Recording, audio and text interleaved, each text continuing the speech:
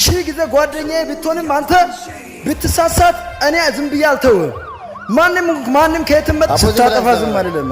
ምክንያቱም የወንድነት መገለጫ ጉልበት ሳይሆን ወይ ድብድብ ሳይሆን ዕውቀት ነው። ከሁሉም በላይ ደግሞ ፍቅር ይበልጣል። ጉልበት የእግዚአብሔር ስማ፣ ተኩላ ጦር ሜዳ ውስጥ ተዋግቶ ይሞታል ወይም ጦርነቱን አሸንፎ ይወጣል እንጂ ማንንም ፈርቶ ስለማያውቅ ከተራራ ጋር አትጋፈጥሽ። አቦ ዝም ብለህ